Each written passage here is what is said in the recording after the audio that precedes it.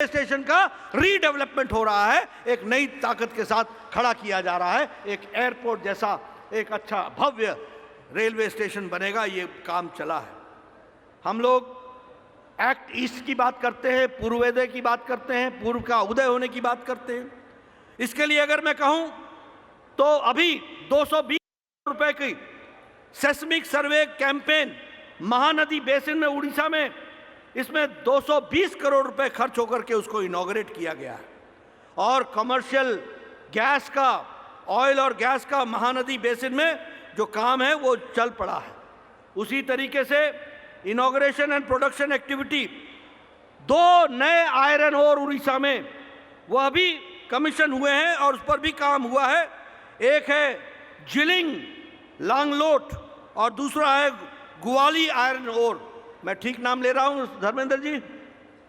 तो ये दोनों जगह पर आयरन ओर का काम चल रहा है और 15 लाख टन आयरन ओर प्रति माह यहां से निकल रहा है।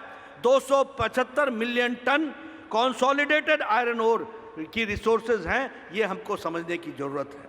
मित्रों, एकलव्य स्कूल में भी 87 स्कूल उड़ीसा में बन रहे हैं। देश में सबसे ज्यादा एकलव्य स्कूल बन रहे हैं तो उड़ीसा में बन रहे हैं, प्रधानमंत्री मोदी जी के आशीर्वाद से।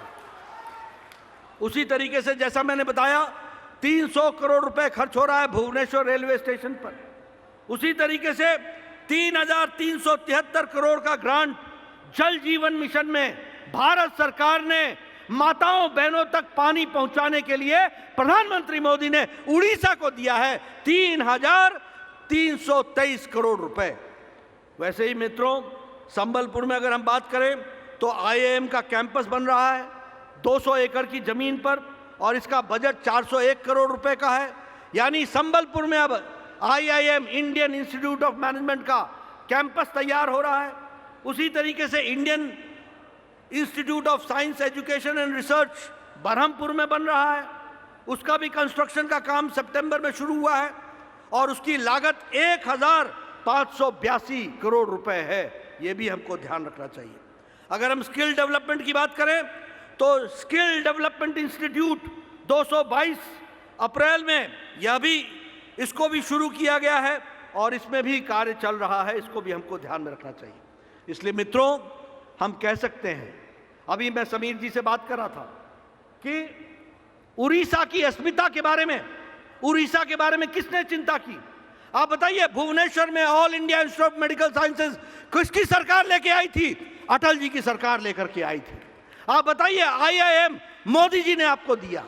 आप बताइए, साइंस का क्या इंस्टीट्यूट मोदी जी ने दिया है, मेडिकल कॉलेजेस की झड़ी लगा दी है। और उसी तरीके से 1,300 किलोमीटर नेशनल हाईवे की सड़क को अपग्रेड किया जा रहा है। उसी तरीके से 9,000 करोड़ रुपए खर्च करके 1,214 किलोमीटर की नई नेशनल हाईवे बन रही है। सॉफ्टवेयर टेक्नोलॉजी पार्क, इसके तहत भी काम चल रहा है। इसलिए मित्रों, एक नए विकास की कहानी आज उड़ीसा लिख रहा है। मैं उड़ीसा की अस्मिता की बात कर रहा था। आप लोगों को कितना सौभाग्य की बात है कि प्रथम आदिवासी महिला राष्ट्रपति भी अब उड़ीसा की धरती से बन करके आई।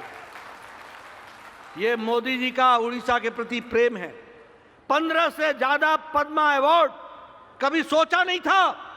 कांग्रेस के जमाने में चुने हुए अपने लोगों को रेवड़ी बांटी जाती थी, लेकिन प्रधानमंत्री मोदी जी ने गांव, गरीब, जिसने देश की सेवा की है, जिसने समाज की सेवा की है, जिसने भाषा की सेवा की है, जिसने कला की सेवा की है, जिसने लोक नृत्य की सेवा की है, ऐसे लोगों को पद्मा अवार्ड देने का काम किया।